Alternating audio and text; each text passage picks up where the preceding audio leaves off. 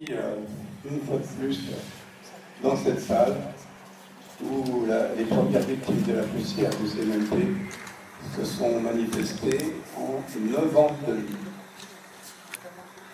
Nombreuses motions, manifestations, conférences de presse, et tout pour faire admettre aux autorités cette catastrophe sanitaire provoquée par cette usine de broyage d'amiante installée dès l'origine en plein centre-ville. Peut-être 20 000, 30 000, 40 000 personnes, c'est difficile à évaluer, encore en vie aujourd'hui, ont été fortement exposées et ont donc droit à une information, à une aide, à un suivi, ce qu'on appelle post-exposition, et un droit à indemnisation en cas de maladie. On pourrait même dire un droit à indemnisation pour préjudice d'exposition, préjudice d'anxiété créé par cette exposition. Devant le refus de l'ARS, le service régional du ministère de la Santé, d'assurer ce suivi sanitaire post-exposition, les associations, avec le soutien de la municipalité, ont créé le CI3, Centre d'information et d'accompagnement aux personnes exposées à l'amiante de l'eau. On a donc des bénévoles, des professionnels bénévoles de santé qui accueillent donc au centre de santé municipal Metz, rue Toulon. En 2016, Léa Prost, étudiante en Master 1 Géographie, a recensé dans l'ensemble de nos associations 352 personnes exposées qui se sont donc fait connaître. Dans ces 352 personnes, 234 sont malades, et dans ces malades, 44% sont des cancers de l'amiante, dus à l'amiante. Et notamment 62 mésothélium, ces fameux cancers de la plèvre particulièrement rares. Et nous avons par ailleurs 27 autres cas qui sont des cancers qu'on appelle radio-induits, où nous soupçonnons toujours la poussière de zircon radioactif qui a été massivement employée également. L'ARS, sous notre pression, s'est résolu à envoyer 7000 lettres sur les 14 000 anciens élèves des écoles du Bourrin, de et Ormélie. Donc, comme vous le voyez, nous sommes loin du compte et sommes très en colère contre l'ARS. Nous y reviendrons. Derrière ces chiffres, c'est la souffrance des malades et de leurs familles qui vivent l'enfer, l'indescriptible, l'espoir et la désespérance, et la mort qui est tout au bout. Virginie, courageusement, a fait un livre sur cette épreuve vécue, et on pourrait dire une famille parmi des centaines, des morts et des morts, sans même savoir pourquoi les gens mouraient. Ainsi, nous pouvons affirmer aujourd'hui, sur la base des 2 études officielles de 2007 et de 2012, que toutes les personnes ayant fréquenté Aulnay ou Sevran entre 1937 et 1990 ont été exposées aux poussières du CMP. Et ce, dans un rayon de 2500 mètres autour de l'usine, comme le prouve la géolocalisation des malades. S'ajoute à ce constat les enfants des écoles du Bourg-2 qui sont restés exposés, eux, après la fermeture de l'usine en 91, jusqu'au déménagement en 2006, ceci par les murs passoires, par grand vent, le site étant fait d'amiante. Plus qu'une catastrophe sanitaire, c'est un véritable scandale sanitaire qui commence en 1937, quand M. Boursier, PDG du CMP, flairant la bonne affaire, propose ses services au ministère de la Guerre, qui avait grand besoin d'amiante pour ses sous-marins, ses bateaux et ses masques à gaz. Ah oui, les masques à gaz aussi également. Il installe une usine de broyage d'amiante au 107 route de Moutry, au lieu et place d'une fabrique de meubles. Le lieu a un intérêt stratégique, il est proche du canal de Lourdes pour l'acheminement par péniche, il est proche de la gare SNCF et il est proche du réseau routier vers les ports de Belgique, notamment Anvers. Le siège est à Paris. L'affaire est juteuse puisque 4200 tonnes d'amiante bleue sont produites la veille de la guerre. Dès le début, les dirigeants savaient les dangers mortels de l'amiante. Ils savaient. Pour preuve, l'arrêté d'autorisation d'ouverture de la préfecture du 18 janvier 1938 précisait dans sa condition 1, les poussières seront captées complètement et recueillies dans des chambres de détente. Condition 2, les bâtiments de l'usine, notamment ceux où l'on traite l'amiante, seront clos et couverts de telle sorte que les poussières ne puissent s'en échapper ni par les cheminées, ni par les ouvertures, ni par les interstices existants dans les murs, cloisons et toitures. On peut être plus précis. Ces bâtiments n'ont jamais été étanches et on peut plutôt les qualifier de bâtiments passoires. Autre preuve, l'attendu du jugement pénal du 3 juillet 2013, qui confirme le non-respect de la réglementation que les dirigeants du CMMP, les préfets et les contrôleurs de l'époque avaient par ailleurs une parfaite conscience du danger. Personne n'est condamné parce que tout le monde est mort, de leur belle mort, eux. Ça, c'est la suite des 13 ans d'enquête judiciaire qui se termine par un non-lieu. Le mépris est total. Mensonge de Joël Brio, PDG actuel, qui prétend que le CMMP n'a pas produit d'amiante après-guerre, c'est dans sa lettre du 21 décembre 1995, alors que 13 000 tonnes sont comptabilisées. En reste, elle était frappée d'amnésie, alors que les PDG se succèdent au CMMP en famille. Je vais parler du grand-père, c'est ensuite la grand-mère, ensuite la mère, et aujourd'hui la petite fille qui est PDG.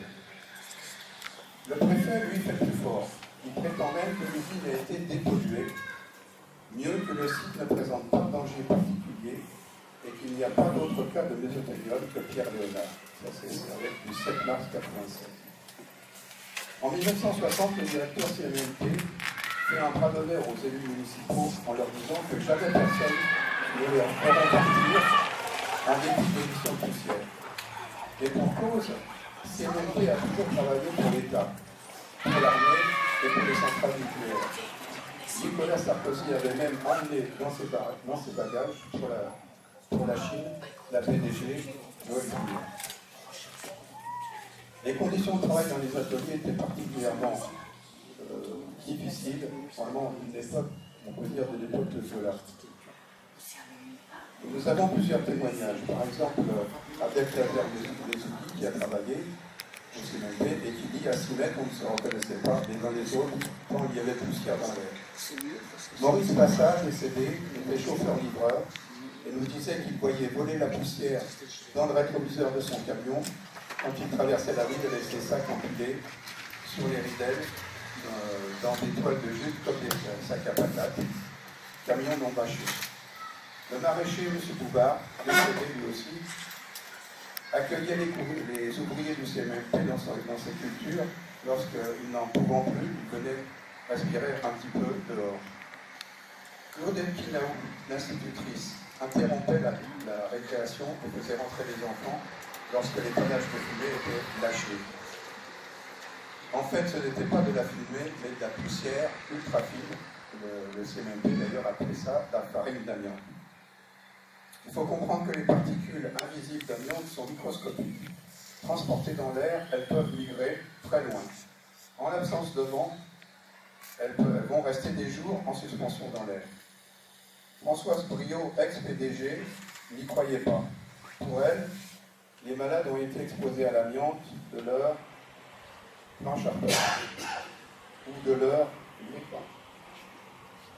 ou les freins des avions de Roissy à l'atterrissage. Donc de coup, les freins des avions sont en carbone. C'est en tout cas ce qu'elle explique à Mme Ponce, directrice de l'école maternelle du Bourdeau. Malheureusement pour elle, les études CIR 2007 et GISCOS 2012 prouvent la pollution massive et constante du CMMP. Le comportement des autorités dans cette affaire est lamentable. Comment faut-il l'appeler? Complaisance, complicité, soutien inconditionnel aux industriels, ça, on l'a vraiment constaté.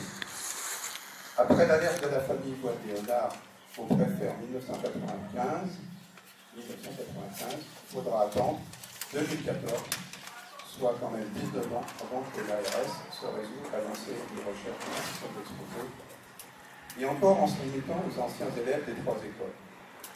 Et ceci contraint et forcé parce que notre mouvement a tout fait, c'est-à-dire travailler au lieu et place de l'autorité. Je vous donne quelques exemples. Premièrement, 5 ans d'enquête pour démontrer la politique. Deuxièmement, une étude de la CIRI-LBS, contrainte et forcée, à partir des documents accablants fournis par les associations.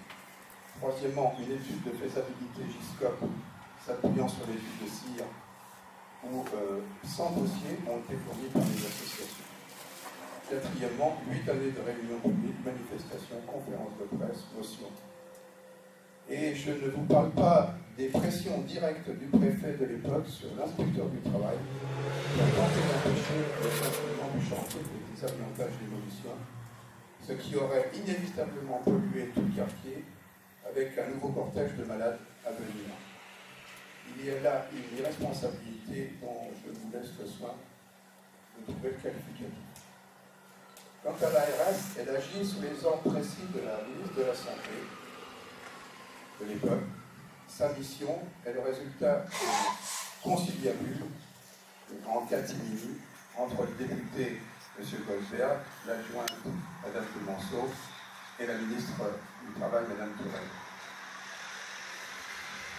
Tout ça, ça s'est fait dans le cours du comité de pilotage de la ville et de son président et du docteur Alouche, qui en était le président. Ce qu'on reproche, c'est qu'on n'a pas tenu compte d'un mouvement citoyen de 20 ans. Alors, le but de l'ARS a été de céder sur les recherches des anciens élèves des écoles.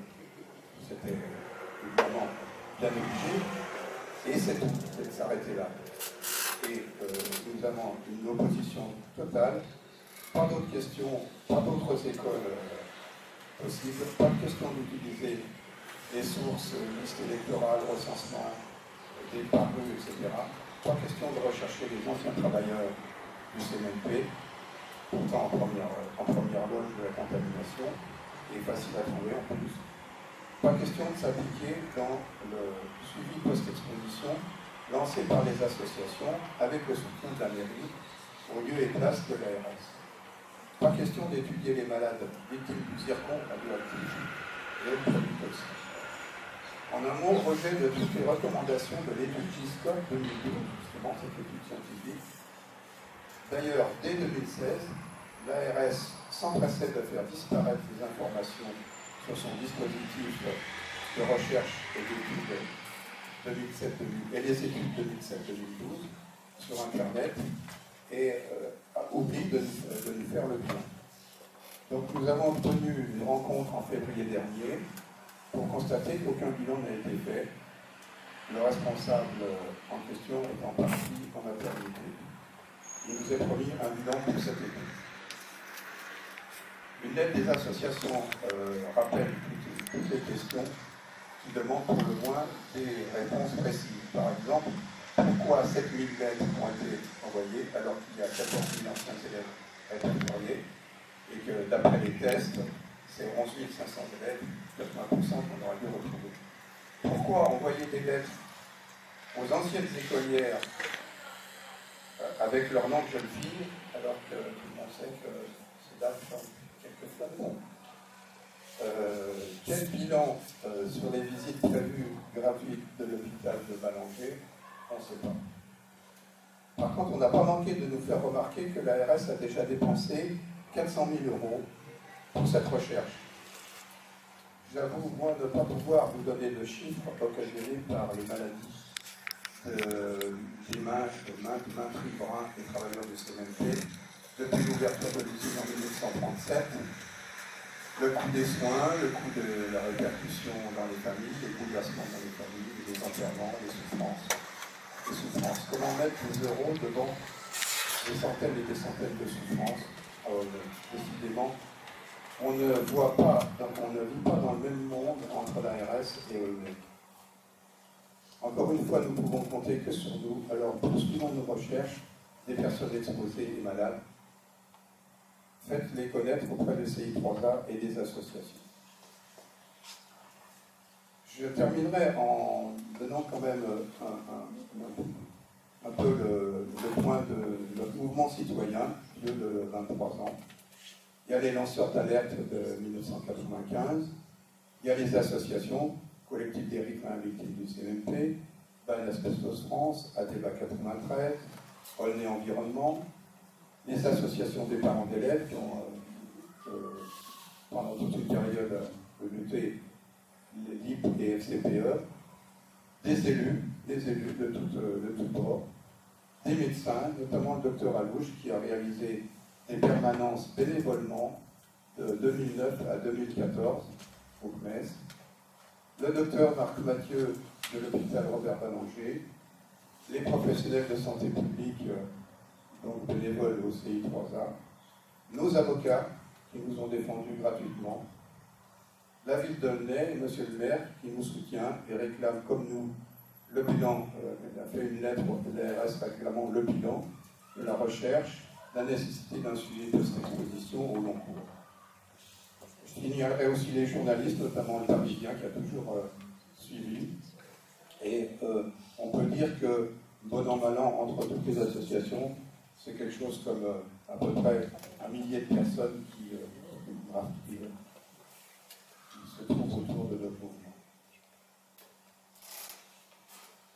Voilà, je m'arrêterai là. Je peux vous faire passer ces pages. Par exemple, une géolocalisation de tous les malades autour de l'église a été faite par une équipe scientifique et qui montre bien l'étendue des dégâts.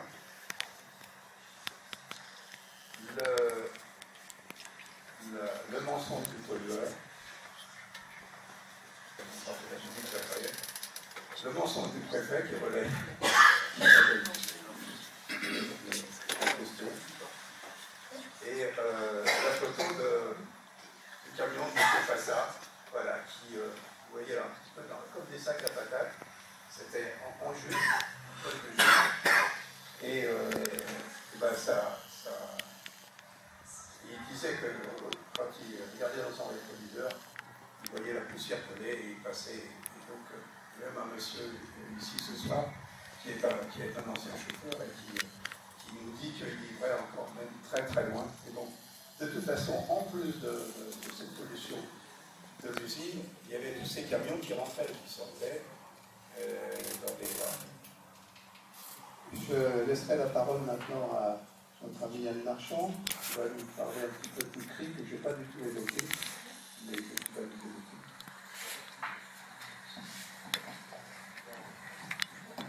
On a tenté de déplacer la barre pour voir si ça améliore le son.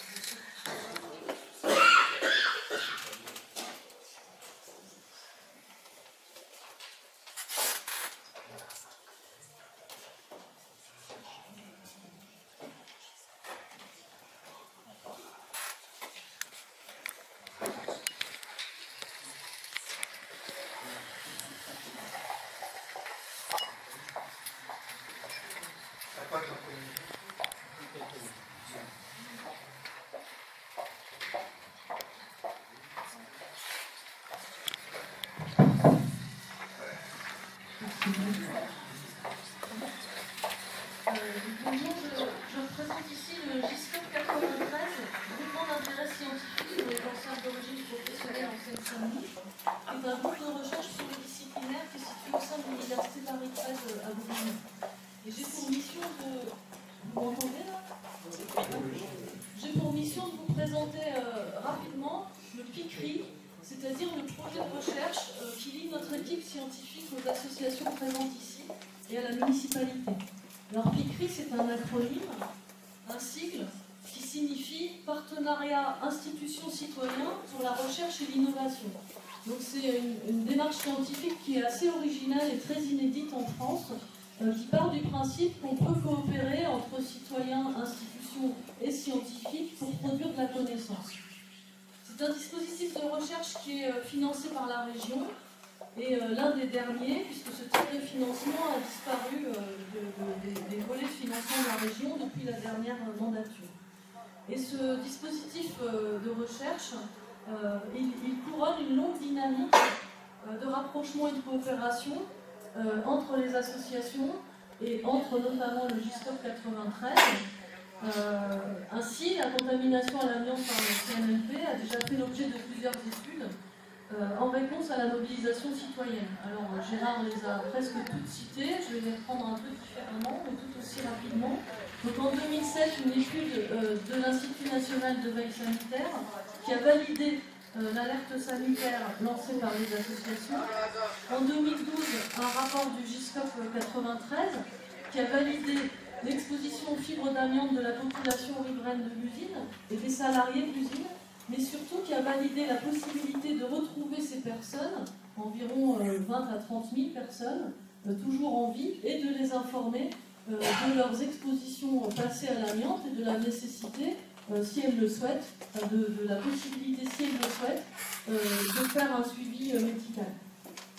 En 2015, le PICRI, donc, qu'on appelle comme ça pour aller vite, poursuit cette dynamique avec pour objectif général, donc là je reprends le papier officiel, avec pour objectif général l'étude de la dynamique citoyenne et institutionnelle concernant le recensement, le suivi sanitaire et l'accès au droit de la réparation des personnes exposées et ou atteintes de maladies liées à la pollution environnementale du CMMP d'Aulnay-sous-Bois. Donc on distingue bien les personnes, on ne s'intéresse pas qu'aux personnes malades, mais aussi aux personnes exposées qui n'ont pas développé de maladie et qui n'en développeront peut-être pas et on n'en souhaite pas. Et donc ce projet, il poursuit trois objectifs, des objectifs scientifiques, trois catégories d'objectifs, des objectifs scientifiques, et notamment, je reviendrai dessus rapidement, l'analyse des interactions entre les différents acteurs concernés, associations, institutions, mairies, préfectures, DAS, ARS, caisse d'assurance maladie, et identification des facteurs ayant favorisé le franchissement des étapes successives vers cette mobilisation. Gérard s'en est tenu au recensement des personnes exposées ou malades, mais il y a eu aussi toute la longue lutte pour la déconstruction et le confinement du CMMP. Et l'étude des pratiques et des obstacles rencontrés dans le recours ou le non-recours au droit, donc non seulement l'indemnisation des malades et des ayants droit, mais aussi le suivi post-exposition environnementale ou professionnelle. Et puis des objectifs citoyens, et notamment de construire, donc de rendre visible cette contamination environnementale et mettre en place une expérience pilote d'information et d'accompagnement. Il faut savoir que ce qui se déroule à Aulnay-sous-Bois depuis 23 ans, que la mobilisation est initiée il y a 23 ans, c'est une expérience assez inédite en France, voire unique, et qui a fait déjà l'objet de plusieurs recommandations, notamment de la Haute Autorité sanitaire de santé, la HAS, et que l'expérience suivie à Aulnay est suivie de près à l'échelle nationale et par d'autres agences régionales de santé, et à l'échelle internationale également. Alors, un mot rapide sur ce qui a déjà été fait en partenariat avec les associations. Gérard l'a déjà évoqué. À partir des données recueillies par les associations et par la permanence installée dans les locaux de la mairie, c'est une représentation cartographique donc, qui circule parmi vous. Et puis, quelque chose qu'on ne peut pas vous montrer ce soir, mais qui est la maquette d'une plateforme d'autosignalement, c'est-à-dire la possibilité pour les personnes en ligne de pouvoir s'inscrire et de dire voilà, moi j'habitais à telle époque, à tel endroit, et donc j'ai été exposé, ou mon père travaillait à telle époque, à tel endroit, il a développé une maladie de l'amiante, et tous ces signalements vont s'intégrer au fur et à mesure sur une carte qui vont donner une représentation cartographique, graphique, de la répartition des conséquences de cette contamination à l'amiante. Et un petit mot sur ce qui est en cours, donc c'est ce que je vous disais rapidement, il s'agit de reconstituer l'histoire de la mobilisation et surtout le rôle de chacun, des acteurs associatifs, institutionnels, politiques, dans la mise en visibilité de cette contamination. Et un dernier mot à cet égard, moi je suis plus particulièrement en charge de ce volet sous l'angle sociologique et historique. Et dans ce cadre, je vais collecter tous les témoignages que je pourrais collecter. Donc n'hésitez pas à vous signaler auprès de moi ou auprès du CI3A, donc la permanence qui est installée dans les locaux de la mairie. Non, pas de la mairie. Du centre municipal de santé. Oui, et je serai en permanence un jeudi sur 2 là-bas, donc éventuellement si vous voulez vous rendre aussi, je vous remercie. Et je passe la parole donc maintenant à Robert Halifax.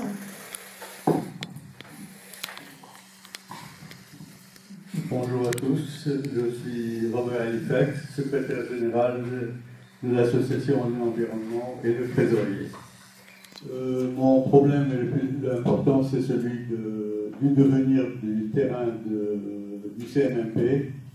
J'ai été agréablement surpris en lisant l'Oxygène de ce mois-ci de voir que le site allait être du CMMP serait un parking et un plateau sportif. Le seul regret que j'ai, c'est de ne pas trouver le petit jardin de distraction pour les personnes environnement et la stèle en mémoire de toutes les personnes qui sont mortes pour cette usine. J'espère que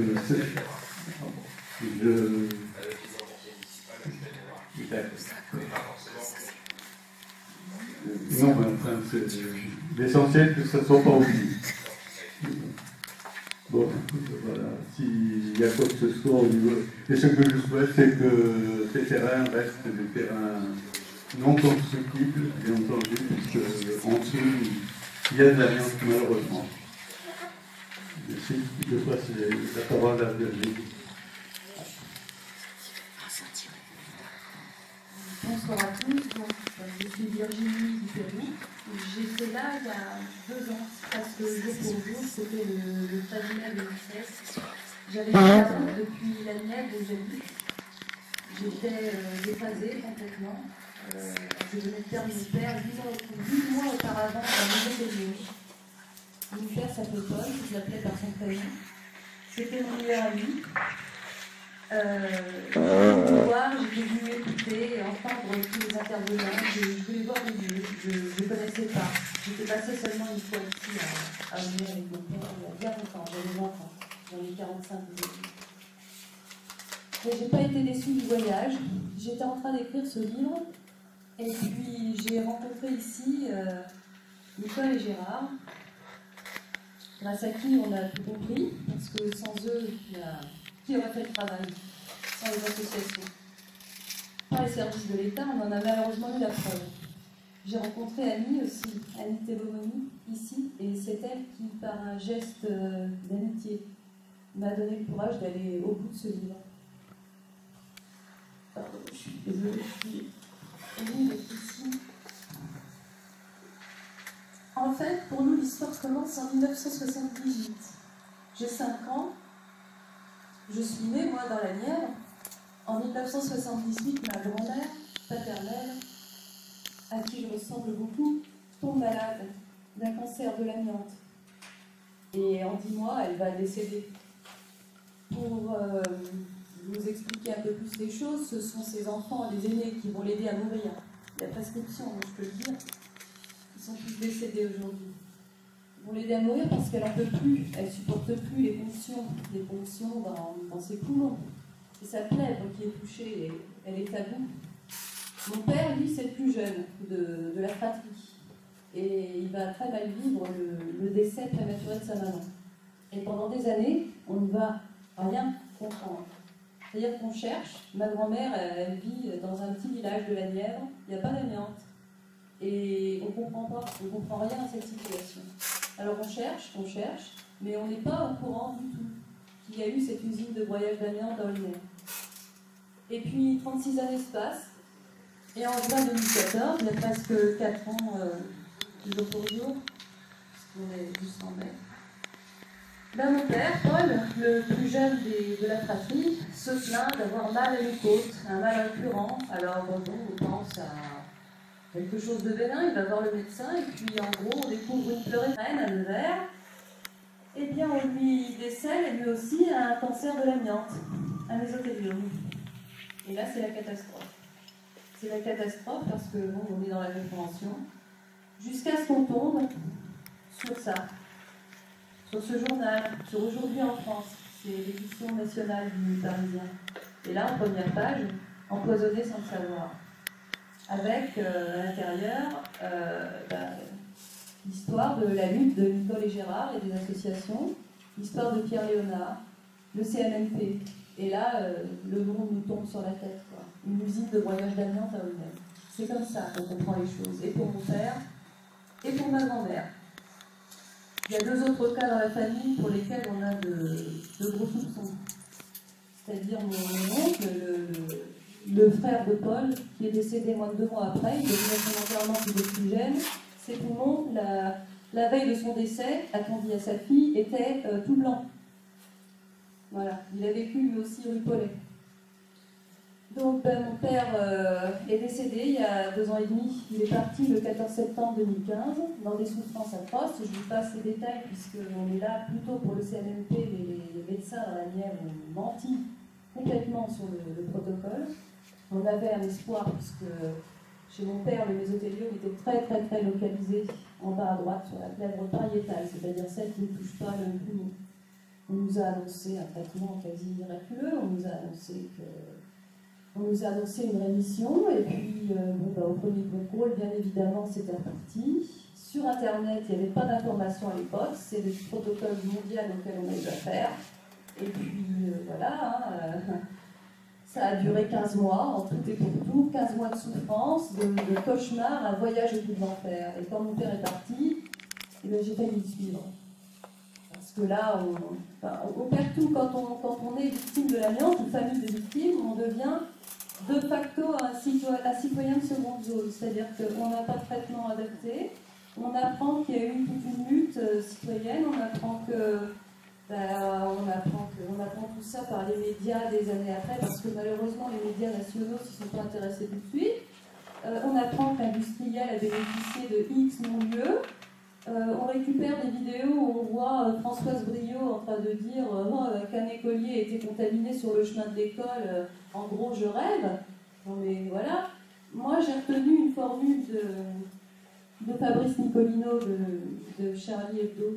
Quand il parle de Pierre, le frère de Nicole, il écrit très justement « Pierre est mort d'avoir été apprendre à lire ». Il écrit ça. Et c'est pareil pour mon père, il a été à l'école du bourg, il adorait lire, il a lu des milliers de livres dans sa vie. C'est une usine de broyage d'amiante qu'il a eue, qui bossait pour l'armée alors que mon père était foncièrement antimilitariste en plus. Alors ça c'est la cerise sur le gâteau. Alors la famille Briot, voilà, qui ne fera pas de mea culpa, parce qu'ils ne se sentent pas concernés. Enfin tout ça, voilà, c'est le voyage au bout de l'enfer. Donc quand mon père est parti, c'était soit le suicide, soit j'allais bouger, quoi. Et puisqu'on m'a incité à aller dans ce sens-là, et que Paul avait laissé des écrits sur son calvaire, il notait tout, mon père. Il a voyagé dans le monde entier, il était carreleur, mosaïste, marbrier. Il prenait des notes sur tout, il l'a fait pendant sa maladie. J'ai décidé de les publier pour mettre ces gens-là devant leurs responsabilités, pour qu'on parle du CMNP, parce que malgré tout, on n'en parle pas assez. C'était une petite structure, on connaît plus dans les histoires, dans les scandales de l'amiante, des grosses boîtes comme Eternit qui ont semé la mort partout. Le CMNP, on le connaît moins. Donc c'est pour ça que j'ai décidé d'écrire ce livre. J'ai écrit ma partie à moi, en fait c'est un témoignage sur 15 mois, un témoignage quotidien. Du jour où Paul déclenche cette pleurésie jusqu'à son départ de ce monde, et puis après. Donc voilà, on témoigne tous les deux, et mon père m'avait demandé une chose, il m'avait dit, ça je le cite souvent, il m'avait dit, si je dois m'en aller, aide à faire cesser cet état de non-droit. Et j'ai voulu commencer en écrivant ce voilà. Et les bénéfices du livre seront redonnés aux associations, notamment à Base d'Espace France, à qui on doit énormément. Voilà, c'est tout ce que j'avais à vous dire.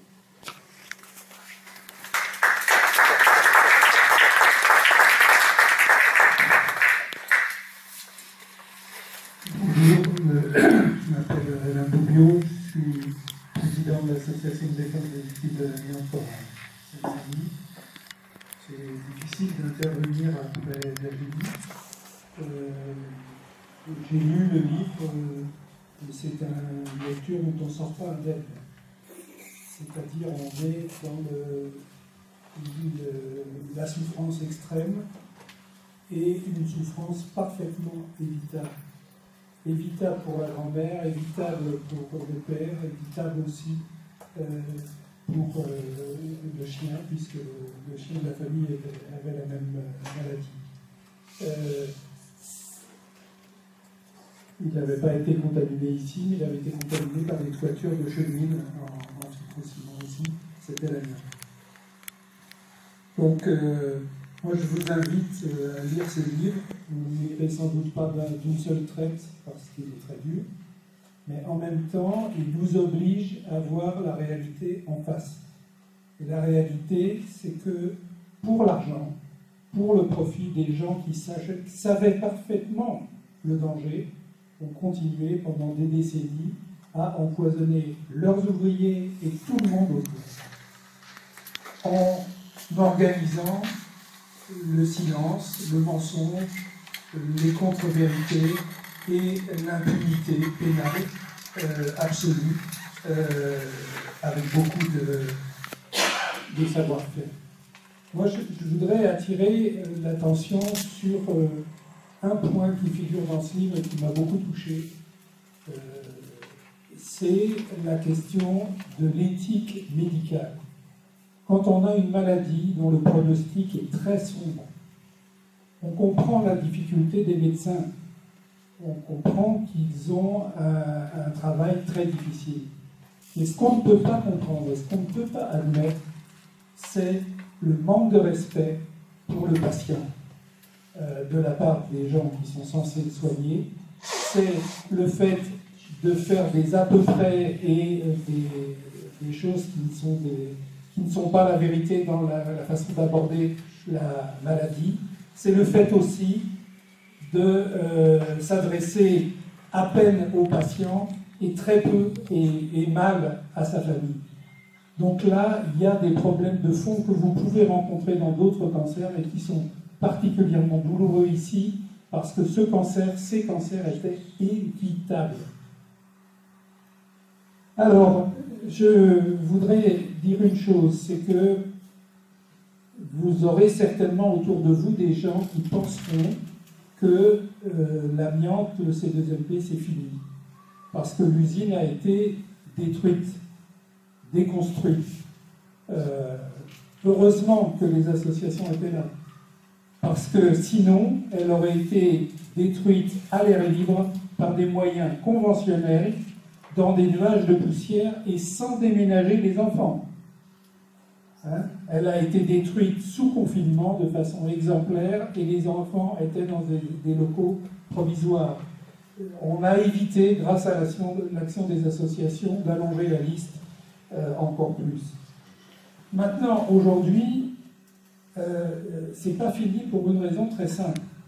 C'est qu'il y a aujourd'hui, à Aulnay et ailleurs, très loin, des gens qui ont déménagé, il y a des gens qui sont aujourd'hui bien portants et qui, demain, si longtemps après la fermeture des portes de l'usine, vont tomber malades et seront atteints de maladies gravissimes.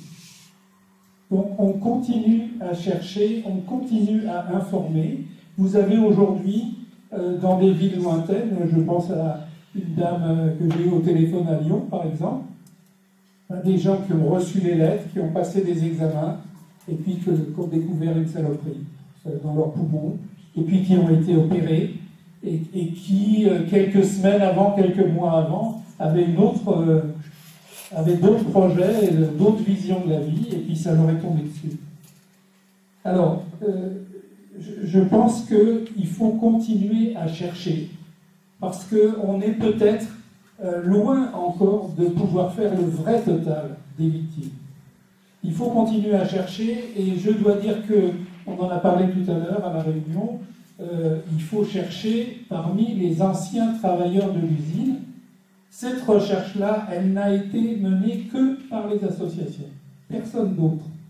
Or, il y avait des listes des registres du personnel il y avait des archivages qui existent avec des banques de données auxquelles on peut accéder au moins pour des travaux scientifiques. Ce travail-là n'a pas été fait. Et quand on s'est adressé à l'ARS nous a répondu « Ah mais ça, demandez-le aux responsables de l'usine de faire ces recherches. » Pensez donc. Il faut continuer à chercher et il faut continuer à cibler sur les travailleurs. Beaucoup d'entre eux étaient des immigrés, beaucoup sont retournés mourir au pays dans l'invisibilité complète, sans toucher un centime, ni eux, ni nos familles. Moi j'arrêterai ici, je voudrais simplement remercier Virginie, c'est un travail très difficile, mais tout à fait nécessaire et important qu'elle a fait, et je crois que ça aidera, je l'espère, beaucoup de gens à prendre conscience et à réfléchir.